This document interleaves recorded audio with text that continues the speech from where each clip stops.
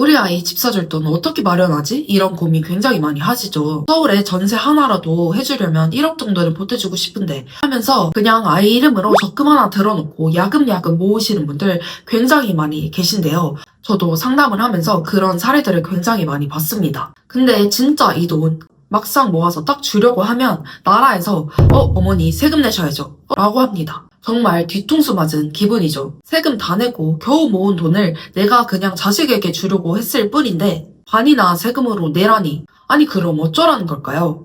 세금 뗄 줄 알고 그냥 줘야 할까요? 오늘 제가 알려드리는 방법, 딱 이 방법만 아시면 증여세 0원입니다. 단 한 푼도 안 내고 합법적으로요. 우리 아이에게 몇 억씩 물려줄 수 있습니다.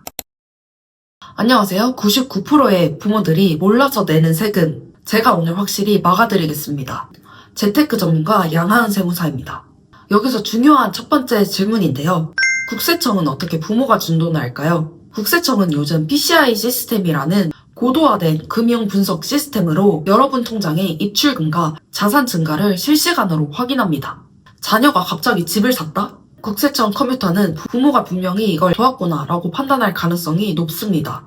그리고 신고 없이 돈을 주면 무신고 가산세에다가 이자까지 붙여서 더 많은 세금을 내게 될 수 있습니다. 그럼 어떻게 하면 자녀에게 증여세를 최소화해서 줄 수가 있을까요?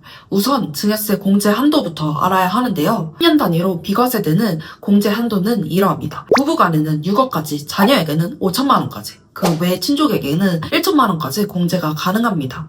이 한도 안에서는 증여세가 0원이라는 뜻입니다. 하지만 이 한도를 넘어서게 되면 증여세율이 누진세율로 10%에서 50%까지 붙을 수가 있습니다. 예를 들어서 부모가 성인 자녀에게 전세자금 5억 정도를 주게 될 경우에는 5천만 원의 공제를 빼면은 증여세를 계산해 봤을 때 8천만 원 정도의 증여세가 나오게 되는데요. 이 증여세 또한 자녀 세대에서 내야 하기 때문에 부담이 굉장히 커지게 됩니다. 너무 큰 돈을 한 번에 주면 증여세 폭탄이 나올 수가 있습니다.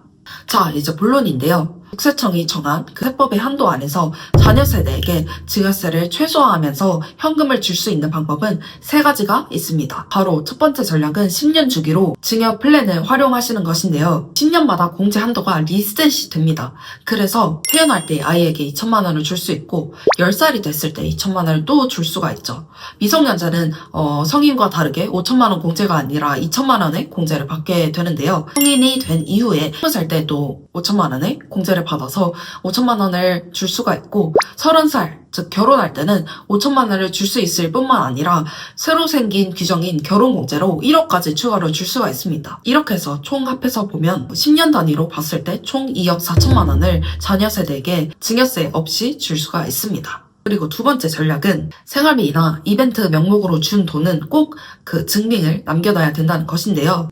부모가 매달 생활비를 보내줄 때 그냥 보냈다가 아니라 계좌이체 메모에 확실히 생활비 혹은 학원비라는 명목으로 보냈다라는 표시를 해두는 것입니다. 이렇게 꼼꼼하게 기록을 해두면 생활비 명목으로 줬구나 라고 인정을 받을 수 있는 가능성이 높아집니다. 만약에 계좌에 그냥 보냄으로 남으면 나중에 증여로 추정될 가능성이 굉장히 높아지게 됩니다. 이런 부분들을 꼭 체크해서 생활비 명목으로 주신 돈들은 꼭 기록을 해두시는 게 좋습니다. 그리고 세 번째 전략은 차용증을 쓰는 건데요. 만약에 큰 돈을 줄 수밖에 없는 상황이라고 하신다면 차용증, 즉 돈을 빌려줬다는 증거를 꼭 남겨두시는 게 좋습니다. 차용증에 들어갈 내용은요. 일단 날짜, 금액, 상환 계획, 그리고 이자율을 꼭 남겨두시는 것이 좋습니다. 이렇게 4가지는 꼭 들어가 있으시는 게 좋습니다. 그리고 이자는 꼭 실제 통장으로 받으시는 게 중요합니다. 이자 기록이 있으면 국세청에서도 이거는 그냥 준 돈이 아니라 이자를 적정하게 받고 빌려서 받은 돈이다 라고 인정을 받을 수 있는 가능성이 높아집니다. 나는 이미 몇 년 전에 돈을 보냈는데 라고 하시는 분들도 계세요. 이럴 때는 어떻게 해야 될까요? 그럴 때는 아직 세무조사가 들어오지 않은 이상 늦지 않았습니다. 지금이라도 이자를 상환하고 있다는 증거를 위해서 이자나 원금을 조금씩 갚아 나가시면서 기록을 해두시는 게 좋습니다. 이자를 보내셨으면 이자 명목이다. 원금을 상환하신 거라면 원금을 보낸 것이다. 라고 증거를 남겨두시는 게 가장 좋습니다. 이런 행동들이 조금씩 모여서 나중에 세무조사에 대응하게 될 때는 증여가 아니라 대여였습니다 라고 말할 수 있는 강력한 증거가 됩니다. 세금 없이 자녀에게 증여세를 조금이라도 줄이면서 현금을 증여할 수 있는 방법 3가지를 말씀드렸는데요. 첫 번째는 10년 주기로 증여를 꼼꼼하게 챙겨서 하는 것이고요. 두 번째는 생활비나 학원비 명목으로 주신 돈들은 꼼꼼하게 계좌 이체하실 때 기록을 해두시는 방법이에요. 그리고 세 번째는 큰 돈을 주시려고 할 때는 사용증을 꼭 써두시고 이자나 원금을 상환 받으시면서 대여를 했다는 증거를 남기시는 방법을 활용하시는 것이 좋습니다. 오늘은 이렇게 자녀에게 증여세 없이 현금을 증여하는 방법에 대해서 말씀을 드려봤는데요. 증여는 사실 영상에서 이렇게 말씀드린 것보다 훨씬 복잡하고 큰 금액을 주시려고 한다면 여러 가지 테크닉들이 많이 필요합니다. 이러한 부분에 대해서 전문적인 도움이 필요하신 분들은 더보기란 혹은 고정 댓글을 확인해 주시면 제가 제대로 된 전문가에게 도움을 받을 수 있는 방법에 대해서 적어놨으니까요. 참고해 주시면 도움이 되실 거예요. 그러면 이번 영상도 도움이 많이 되셨다면 구독과 좋아요 눌러주시고 주변에 결혼 준비 중인 자녀를 두신 부모님들에게 공유해주세요.